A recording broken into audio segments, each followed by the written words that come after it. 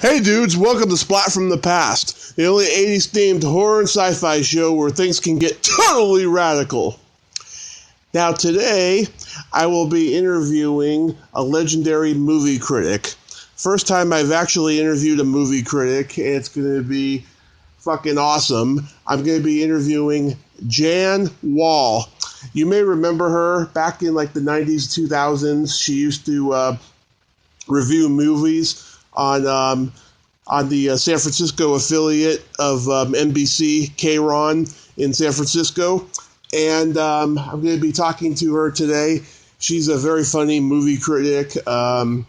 She always has a lot of sarcasm to say about certain movies, and she's got very strong opinions about movies and everything. And I'm pretty excited. I can't wait to interview her. She's going to be pretty interesting for those of you who know who she is and everything. Talk about her whole career and how she got into movies and all that stuff. And it's going to be pretty funny, I think, and pretty interesting. So, yeah. So I'm expecting her to call me any minute now. Hi, Jan. Hi, honey. I'm sorry. I just realized I called too early. Oh, it's okay. Early is better. Okay.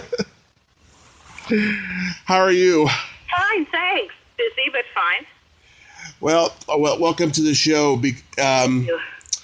It's such an honor because I grew up watching you on K-Ron in the morning, and you always used to make me laugh with your wisecracks about certain movies and stuff. So Good. I thank you. My pleasure. So, do you remember the first movie you ever saw? Yeah, pretty much. I think the first movie I ever saw was, it's probably Fantasia. Oh, nice. My mom and dad wanted me to. They always used movies as ways to tell you why certain things were happening in the world, or maybe social issues like racism and anti-Semitism. Right. And in this case, they really wanted me to know classical music. And because I was just listening to, rock and roll pretty much. And also, of course, Sinatra and Louis Armstrong and all the things I love.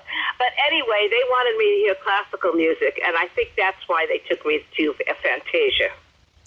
Amazing. Wow, that's a good first movie. Right? It's because it also shows you how creative, the Disney animators were, and there's so many things about it that work. Wow, my first movie was Cannonball Run. Yeah, that's really, I don't know, that just didn't make it for me, but that's cool. That's cool. If that made it for you, that's great. Another movie I remember early on was Lawrence of Arabia. And I was very lucky. I was living I was raised in West Los Angeles, and we had these gorgeous movie theaters. This was the Egyptian, and I saw Lawrence of Arabia there, and Fred Astaire was sitting near us. Wow. And I had trouble deciding, was I going to look at Fred Astaire or was I going to look at this fabulous David Lean movie? And I ended up looking at the David Lean movie. But it was really, to me, that was a movie that reminded me, again, with the music, how much music could change a film. And then also, of course, what a great storyteller David Lean was. Oh, of course. I mean, he was one of the greats. Absolutely. And it'll live forever, 100 years from now, hopefully, people will be watching Lawrence of Arabia. The Bridge on the River Kwai, to me, is the better of his films. But, yeah, he did. I love a movie he made that was actually, people didn't really think of it as a David Lean film. But it's so romantic. It's called Brief Encounter. And it's very, very romantic about two people who find each other. Oh, it's just amazing. Oh, I should check that one out. Yeah, it's definitely romantic. And so Fantasia was your first one. Did it? So it impacted you? Yes, very much so. Because it showed me that music could be a huge part, classical music, rock music, whatever the music is, and also the kind of bizarre nature of animation, how you could do anything you want in animation, and so that was good. And shortly after that, I saw one of my favorite movies ever made, which was Singing in the Rain. Mm-hmm. Yeah, when I saw that, this wonderful Hollywood story, it just knocked me out. And then I started using movies to teach me things. And with Singing in the Rain, I learned about how that transition was made between talkies and silent movies, and how that was made. And later on in my life, I got to meet a guy who was a set decorator named Jacques Mapes on Singing in the Rain, and he told me that they used actual props that were really used in silent movies for that film. Mm-hmm. Wow. Oh, wow. So great. I've been very lucky, the people I've known. Yeah, me too. Movies have always been my way of learning things as well, because I was very much an outcast growing up and I didn't get much attention, and so movies have always been my way of education. Wow. I mean, I didn't think of it in terms of an outcast, you know. That's a good way you can use movies. You know, I was a very popular kind of vivacious kind of girl. I was sort of doing the classroom number one thing, and I found movies just added to my life so much. And I never really cared what other people thought of movies, because I only cared about what I thought. Mm-hmm. I know that sounds terrible and conceited or something, but if somebody didn't love Gentleman's Agreement because of what it said about anti-Semitism, you know, I just felt sorry for them. Yeah. You know, it's like the kids today. I talked to a kid the other day who'd never heard of Sinatra, and I thought, geez, you've gone your whole life without Sinatra? Yeah.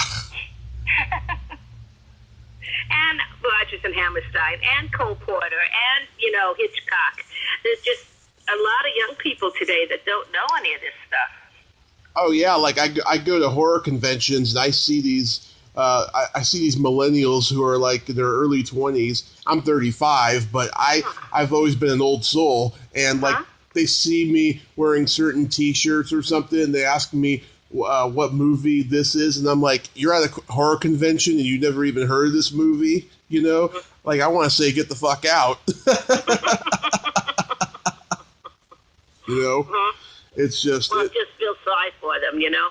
Yeah. You know, they missed the original Psycho and they never bothered to catch up with it. Yeah. You know, what can you do with them? Yeah. It's weird. Did your parents take you to the movie often? Yes, they did. They certainly did. I had two sisters, so the three of us would go with Mom and Dad, and we lived around a lot of movie theaters. We were really lucky. We lived in Westwood, and there were movie theaters everywhere. And so, and we could also go into the Hollywood theaters. So yeah, we were very lucky. And one of my first boyfriends, when I was you know, pretty young, like maybe 14 or something, he loved foreign film, and we lived right near UCLA, and they had a foreign film department where they would let people come and sit in foreign films. So I learned about foreign films really early and how magical they were. So, yeah, I was lucky to go to a lot. And as I said, my parents really wanted us to learn from movies, you know. I remember we saw one of my favorite movies ever made to this day, top 10, is called A Face in the Crowd. And it's a film where they discovered Andy Griffith, believe it or not. Yep. He's a bad guy. Do you know the film? Yeah, I love that movie. Isn't that crazy good? And isn't it relevant to today?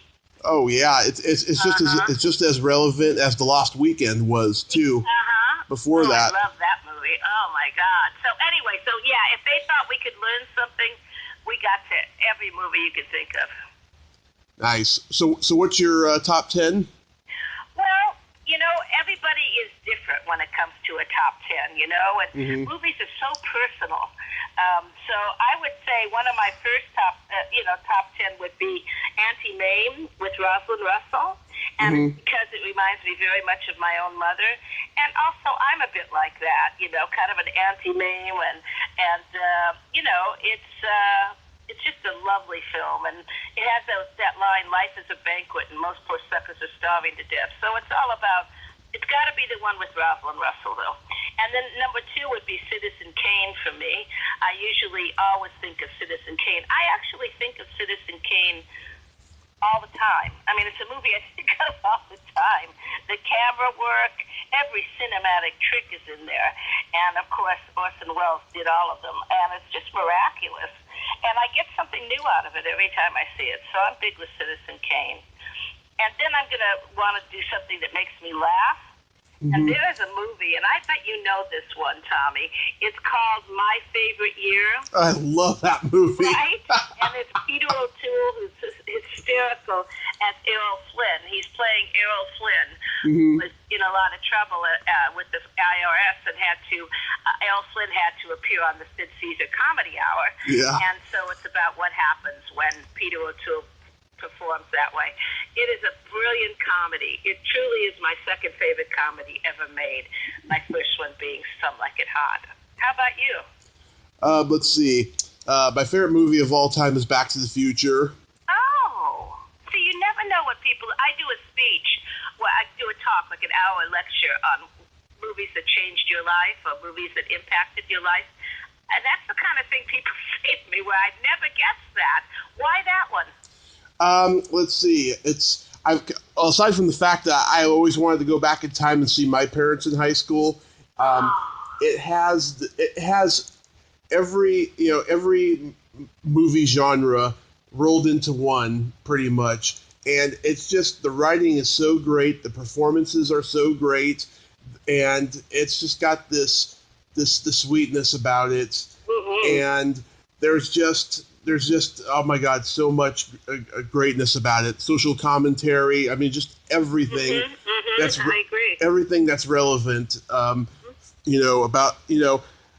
movie takes place in 1985. It goes back to 1955, and you get to see how scary the world has become since then. It's just a great movie. I just love it. I'm glad. That's great. That's great. My favorite Hitchcock would have to be on that list, and it's one that most people, I don't know, they don't, I mean, there's so many good Hitchcocks, Yeah. But I'm crazy about one called Strangers on a Train. Love that one, yeah. I mean, crazy, right? Mm-hmm. That movie's too good, and Robert Walker is such a great villain. Mm-hmm. Yeah. Vertigo is my favorite Hitchcock movie because I can relate to his demons a little bit that he presents in that movie. I've always wanted the girl that I can't get. Yeah. And you're right about the demons, the internal demons of Jimmy Stewart, who most of us weren't ready to see in that role. And he was so great in it. I mean, it's so great. Yeah. Yeah. I married a man because he reminded me of Jimmy Stewart. Nice. How much I love Jimmy Stewart. Yeah, he's one of my favorite actors of all time. Yeah. And we're still married. And if I see a Jimmy Stewart movie and he's sitting there watching it with me, I just get so happy because he is so much like that character. Very Midwest, very, but not in Vertigo. I mean, he's not like he was in Vertigo. But he's more like he was in Mr. Smith, Mr. Washington. Oh, that's good. Yeah, sure is good. And then I love, of course, being a Hollywood buff, I just love Sunset Boulevard. Oh, yeah, great movie. I mean, what a strange, weird, perfect film. Perfect. Yeah, perfect. I interviewed Billy Wilder once, and he told me he only made one perfect film. And I thought, this is way, way interesting. I mean, here's a guy who made like 10 perfect films. Yeah. And he said, I only made one perfect film. And I said, what? And he said, Double Indemnity. And I said, well, I mean, certainly wonderful movie, but what about Sunset Boulevard and, all these other great, Some Like It Hot, and just all these great movies by Billy Wilder. He said, no, he said, it's the only time I got my first cast. And so he got Stan Wick and he got Frederick Lurie, and that was the cast he wanted, Edward G. Robinson. But he didn't get the first cast with Sunset Boulevard, and I thought, geez, I mean, that was like the very hard on himself. Yeah, a lot of directors are. Mm-hmm. I also love, Night of the Comet. Night of the Comets. Is that what you said? Night of the Comet. Why is that? I'm a pro woman kind of a guy, and I love to see movies where women are strong, you know, and stuff. It's a very, to me, it's one of the funniest movies, most underrated funny movies of all time. I wish they'd they'd put it out again. You know, they put out such stupid movies. It'd be so nice if they put out something like that, so we could all kind of re-see it and reappreciate it. Yeah, well, I'm lucky to be very good friends with both of the movie stars, Kelly Maroney and Catherine Mary Stewart, and I've gotten to interview Catherine 3 times, and I interviewed Kelly at a festival earlier this year, and we've been friends for a couple of years now and stuff, and just they're just astounded about how the movie has had such a cult impact. Wow. Yeah. That's great. Just great. There's so many great ones. I mean, I do these speeches, and I bring up, I do one just on musicals and one just on comedy. You know, when we need to laugh, movies will give it to you. And then I can also, I do them on women, fabulous females in film. Very important, very important. And what's so great about what you just said is that women can learn to be stronger. Girls can learn to be stronger because of the movies. The movies just teach us everything. There's nothing in the world that it doesn't that movies don't answer. I agree. I can't believe it. I'm telling you about a movie I saw yesterday, but I saw the most amazing film. It really, maybe that's why I'm in a good mood, because I've been seeing a lot of bad movies the last few months. But this is the new Spike Lee film. Oh. It's called Black Klansman, and it's just remarkable. Remarkable film. Nice. Yeah, you're going to really like it. I can't wait for you to see it. I can't wait for everybody to see it who has a sense, of what movies can say. Nice. Yeah. Yeah. I also love, The Breakfast Club, Ghostbusters, Amadeus. Oh, my God, I love that. Yeah. I love The Breakfast Club because that reminds me of high school. I used to get put in detention a lot. And yeah, I did too. We would always talk out of turn, or I would disagree with the teacher. And I love detention. I love the people I met there. That's awesome. The Philadelphia Story, Rocky, Bonnie and Clyde. Oh, man, Bonnie and Clyde. Crazy. Oh, I forgot my favorite. I forgot one of my favorites ever. That is the most relevant film in the world. And when I talk about it, people really respond to it. And that's Network. Oh, yeah. Oh, brilliant. I mean, that's why today when you look at the news, one of the problems is that the entertainment division is running the news division. And so a lot of that came out of Network. Such a brilliant, brilliant film. Yeah, it's underrated. Now, of course, things are so awful in the news that, it's just so awful what's going on now. That's why people have to see a face in the crowd. Yeah. I also love One Flew Over the Cuckoo's Nest and The Graduate. Oh, yeah. Oh, my God. I know more men that seem to have come of sexual age because of The Graduate. Yeah. Seems to be like, I don't know, I get told that a lot. So fun, because I've done this for so many years now that people tell me things like that, Oh, the first time I was aware of, sex was The Graduate, Of a certain age, a lot of people say that. Yeah. Did you ever have a crush on a movie star? Oh, hell yes, absolutely. I was so lucky. I grew up among movie stars because this place in L.A. I was living. I had a girlfriend whose father was Burt Lancaster, and I had a terrible crush on him. Terrible. Also, I went to an art class with a gal who's, I'm trying to remember, I can't remember his name. He was a character actor. But, I had a terrible crush and still do on Robert Ryan. Robert Ryan plays all these kind of despicable villains. And sometimes he plays sexy. I just think he was great. And then I read his autobiography, and it was amazing. They used to have a school, he and his wife, and very progressive school. And he just sounded so interesting, given that he was, he was a tough guy all the time. So, oh no, there's so many, so many. Wow. Yeah, Gary Cooper. So many. Also, of course. I was just so lucky to meet so many of them. Gregory Peck. He was someone I got to interview, and that was just marvelous. It was mostly on, of course, To Kill a Mockingbird. But oh man, he was so smart and so political. Yeah. Oh God, I'm so lucky. I almost got to interview his daughter, and then Oh. she decided not to do it. She didn't want to talk about her dad. I said, okay, let's talk about your career. She just didn't want to do it.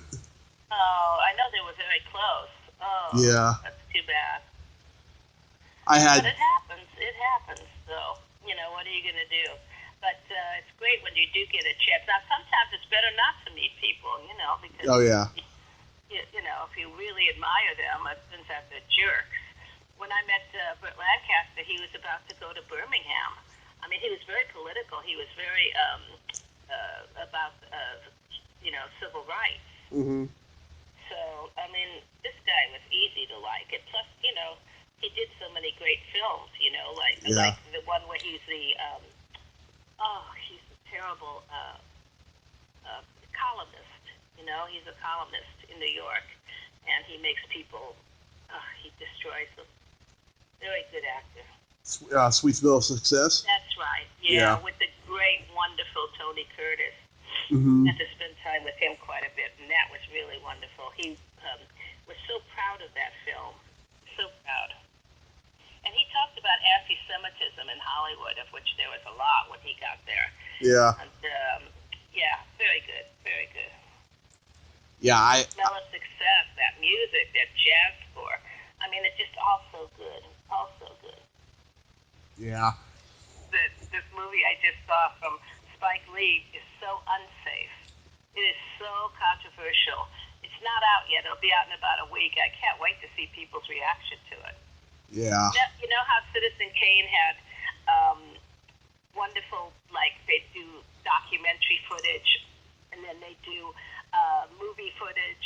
They had all kinds of different aspects of film, and they'd have narrative. Well, this movie does the same thing. It has, film footage and documentary footage and straight interviews, and it's just great. Mm-hmm. People That's can great. freak. I mean, I love it when people freak in a movie. Yeah. Just freak out. Yeah. Get your head moving, Yeah. I became an average reader because I saw movies, like A Tale of Two Cities, to go back to the classics, and movies that got me reading, Little Women, and I mean, that was one of the reasons my parents always took us, is to get us reading if it was a classic. That's good. I read like crazy now, which is great, 1,000 years later. I have such a short attention span to read unless I'm reading an autobiography or something. Well, that's what I read. I read all nonfiction, biographies, autobiographies.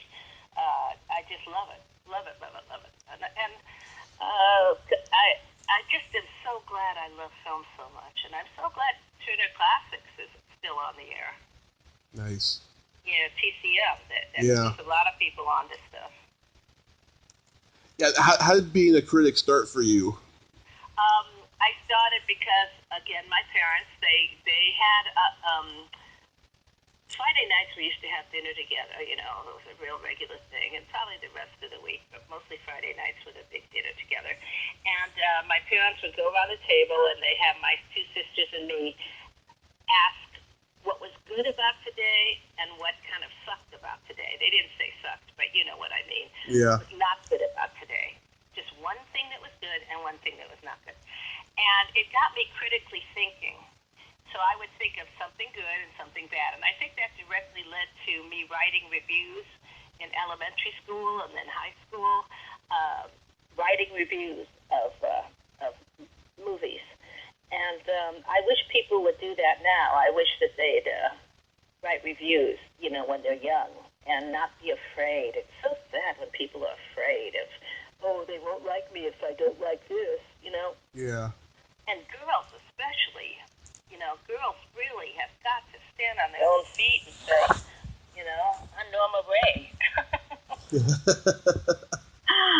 Oh, God. But anyway, yeah, so it started with that kind of critical thinking. And I do a class now called Critical Thinking of the Mass Media, where I try to teach people how to look at things critically. Nice. Yeah.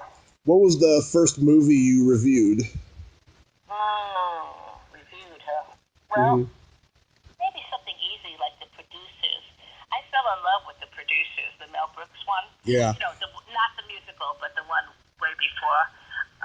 Joe Mostel and Gene Wilder. And I thought that movie was just brilliant. And it seemed, I mean, of course I laughed at it, but it seemed also smart, you know, that there's all these people out there who are just trying to rip everyone off. And so I just liked that film. So it could have been that one. It could have been that one. So let's see. Or it could have been Gentlemen Prefer Blondes. I think I kept it pretty easy at the beginning. And then I started doing things like, Anne of a Thousand Days, or things that were big and broad. And everybody at the school read my stuff. Most of them were, with parents who were in the industry. I know it sounds crazy, but there really was, Janet Leigh wrote a book called There Really Was a Hollywood. And there really was this time. I mean, mine was later than hers, but there really was this time where everybody's parents worked for the industry, and it was just different. You'd see all these stars everywhere, and they were really nice. You didn't need to have guards and, things like that. And, Yeah. It's really crappy now. It is. But, once in a while there could be a good movie, and we're coming on a season now. Well, there'll be some good movies, October, September, all the Oscars, the ones that are going for Oscars. So I'm hoping, remember the Oscars are important because they're not about how much money a movie makes, they're about how good it is, hopefully. Yeah. Yeah. I read you worked on many TV shows. Yeah, I did. Like Rona Barrett's Hollywood. Oh, I love Rona. She was great. She's somewhere around down by Santa Barbara, I think. She makes lavender. She has a lavender farm. Oh, she's just wonderful. She was talk about women.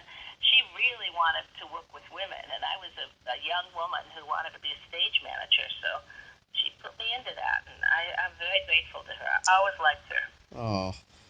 Yeah, Lawrence Welk Show. Oh, yeah, that was great. That was the most fun because my dad played big band drums, and so this was a chance to, to really work with music. Because Welk was the last one of the ABC lot to use live music. Everybody else was starting to turn over to canned music, and I got to work with that, so that was great. And Family Feud. Oh, yeah. Yeah, that was a trip, yeah. Well, all those shows are fun. I mean, they were really fun. Family Feud had Richard Dawson, and he was just crazy, and Yeah. I don't know, everything was different than now. I mean, I don't know how, now they really add a lot of laugh tracks. I mean, we used to have laugh tracks, and I used to add a lot of them. But now they're way into everything. I mean, laugh tracks are in everything, and I find them most annoying. Wow. One of the reasons I watch MASH over and over again, besides that it's well written, now one of the problems we're having in movies now is the writing, right? Oh, yeah. I just saw The Spy Who Dumped Me, and that should have been written well, and then those two girls could have handled it. But it was written terribly, and I see this all the time. But, boy, a lot of these shows I used to work on really had some good writers. Yeah, the golden age TV. Yeah. I mean, I hate to tell them, but why don't they hire some of the older people? They know how to write. Yeah. Yeah. Really. I mean, but I don't live down there anymore, so I'm fine with that. Yeah, I'm fine with that.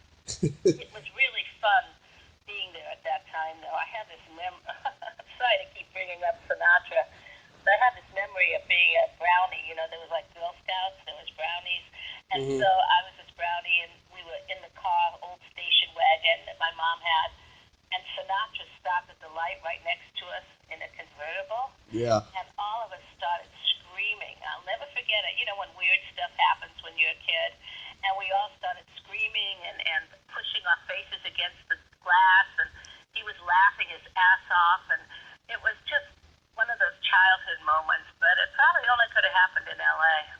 Oh. How did you get to K-Ron in San Francisco? Oh, that was pretty easy.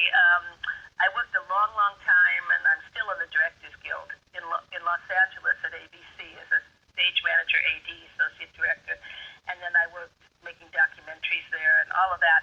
And then I met a man on a plane who looked like Jimmy Stewart and acted like Jimmy Stewart, and I thought, okay, I'll take this one. So, as Cher always says, clean him up and bring him to my tent. That's what Cher always says. But anyway, so I really liked this guy, and for a couple of years, we went back and forth, dating. And then I worked in New York City for a while for CBS News, and and WABC, I worked there, but I wanted to try New York. But anyway, I was in love, and I'm still in love. And so anyway, we moved to the West Coast and to San Francisco, and I'm so glad. I'm so glad. He wasn't going to move to any place else. So anyway, love did it, baby. Love did it. Wow. Yeah, it happens. It happens. And how? It'll happen for you. Oh, I hope so. I want to live in LA. Trying to. I've been up here in Redding for a year, and it's. I'm just here to help my mom pay the rent and everything, because we were homeless for a few years in the Bay Area, and we had to get our shit together. But I want to move to LA so I can start my career and stuff in acting and stand-up comedy that I've been doing for 12 years, and I screenwrite and stuff. I want to do all that stuff. That's great. That's a lot of good passion you've got going. Mm-hmm. That's good. How long were you there? Were you there for at K-Ron? 21 years. Wow, you were there a long time. Well, I liked it because, I did a lot of stuff. I got to interview a lot of people, Mm-hmm. and I got to review a lot of movies, and it was just a good job, it was all right. And then now I just do radio, and I'm much happier, though, because the hours are easier, and I do a lot of speaking. I speak a lot, and I really love that when I get to really talk to people who are passionate about film like you. Mm-hmm. People really are. People really are. You'd be a good speaker. Maybe you could do that. Oh yeah, I mean, I got videos on YouTube where I review classic horror and sci-fi movies. Mm-hmm. I do that. But the funny thing is, I'm one of those guys. I like movies that are so bad they're good. Oh sure. And I just feel like I'd be boring because I like just about everything I see. Really? Yeah. Oh man. These days I very much do not like everything I see. I'm very sad about some of what I see. I mean, there are things that I can't get into. Mm-hmm, of course. But I don't. What kills me is they don't merchandise them. The ones that are good. I mean, nobody sees them. Like, I saw the best movie I've seen in months before this new Spike Lee movie. The best movie I've seen in months was about a baseball player Mm-hmm. who was a catcher, and this is in the 1940s, and it's called The Catcher Was a Spy. It is so damn good. It is so wonderful, and yet nobody got to see it because it never came out to theaters. It just went, I think, straight to pay-per-view. Yeah. So Wow. it's just a wonderful film if anybody can catch up with it. Really good. So anyway, I'm off. So thank you so much for giving me a chance to share my passion. Oh, my pleasure, Jan. I thank you so much. This was a lot of fun. You're a sweet lady, and thank you again. I really appreciate it. Oh, my pleasure. Okay, and best of luck to you. Oh, thank you so much. Bye-bye. Bye-bye. Well, there you have it. Jan Wahl. Ain't she a sweetheart? Thank you so much, Jan. It was so much fun talking to you about movies. I always love talking to people who know a lot about movies. If you like this video, everyone, please subscribe to my YouTube channel, add me as a friend on Facebook, join my Tommy Kovac comedian page on Facebook, follow me on Twitter and Instagram, and all that fun stuff. Well, that's all the time we have this week on Splat from the Past. Until next time, this is Tommy Throwback Kovac saying, there's no shame in living in the past, because the present sucks. Later, dudes.